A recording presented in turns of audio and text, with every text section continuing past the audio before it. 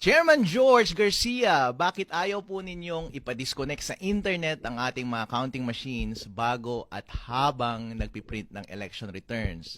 Gusto pong malaman ng taong bayan dahil ako rin po ay curious para malaman ko rin kung saan ako nagkamali sa mga assumptions na ginamit ko sa mga video na ipinakita ko na pwedeng ma-hack ang mga counting machines ng COMELEC on election day. Sa mga nanonood po, maraming magandang araw po sa inyong lahat. Ako po si Attorney Harold Respicio, isang IT expert at CPA lawyer na gustong kasuhan ng COMELEC at ipakulong dahil sa isang video kung saan naipakita ko na posible palang ma-hack ang counting machines ng COMELEC. Pero instead, napakinggan nila ang aking kind advice. Gusto nila akong patahimikin, pinatanggal nila yung mga video na yun sa internet, hindi nyo na makikita at wala silang babaguhing improvement sa ating counting machines. Inuulit ko lang po ang puntos ko sa mga video na iyon. Sana po ay wag i-connect ang mga voting machines sa internet. Ito po ang dahilan. Kasi po, ang kahit na sinong tao na may physical access sa mga makina ay pwedeng baguhin ang source code ng makina.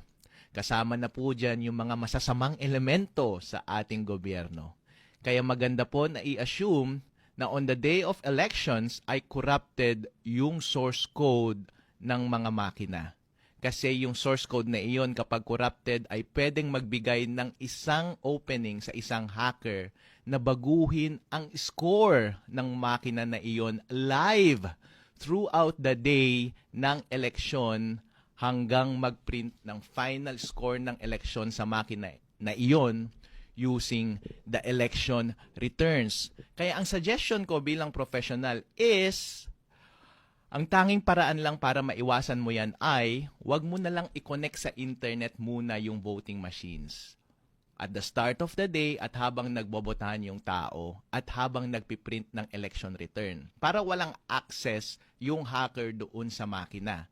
Para yung ipiprint ng makina ay yung totoong resulta ng eleksyon.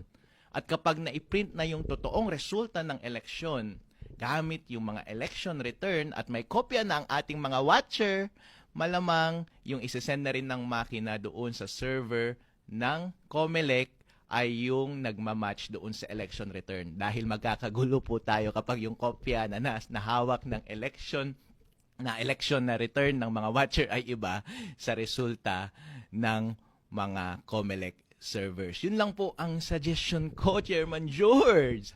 Ang sinasabi po ninyo na 100% unhackable ang ating counting machines. Wow! Napaka-overconfident po yan at unprofessional po yan. Dahil kahit na sino pong security expert ang tanungin ninyo sa buong mundo, walang kahit na anong computer system ang unhackable po. Ang tanging magagawa lang po natin bilang mga professional ay i-recognize natin yung mga risk at i-minimize natin yung mga chances na mangyari yung mga risk na yon kung wala namang mawawala doon sa ating botohan. Kasi kung i-implement lang po natin ang advice natin na wag nating i-connect sa internet yung voting machines bago at habang nagpiprint ng election return at isesend mo lamang yung data pagkatapos ng printing ng election return doon sa server ng COMELEC, wala pong mawawala sa mga botante, wala pong mawawala sa COMELEC, walang mawawala sa sistema ng demokrasya natin. Kaya nakakapagtaka lang po, Chairman George, bakit ayaw ninyong tratuhin itong suggestion na ito na professional at mukha pa kayong guilty, pinatanggal nyo pa yung videos doon sa internet. At gusto nyo pa akong ipadisbar, patanggalan ng lisensya bilang CPA at ipadisqualify bilang kandidato para pagka-vice-mayor ng bayan ng Reyna Mercedes Isabela. President Bongbong Marcos, tingnan mo naman to, kabsat manong! Pareho tayong Ilocano, pareho tayong maitim!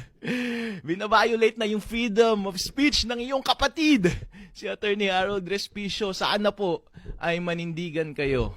Sa aking mga kababayan dito sa ating bansa, maraming salamat po sa inyong suporta. Nabasa ko po ang inyong mga mababait na mensahe sa akin. Gusto ko pong malaman ninyo na kayo ang nagbibigay ng lakas sa akin sa panahong ito. Kay Chairman George Garcia, ito po ang mensahe ko sa iyo, Sir. Sana magtulungan po tayo, wag po sana tayong mag-away. Dahil ako naman po ay open na makipag-usap sa inyo.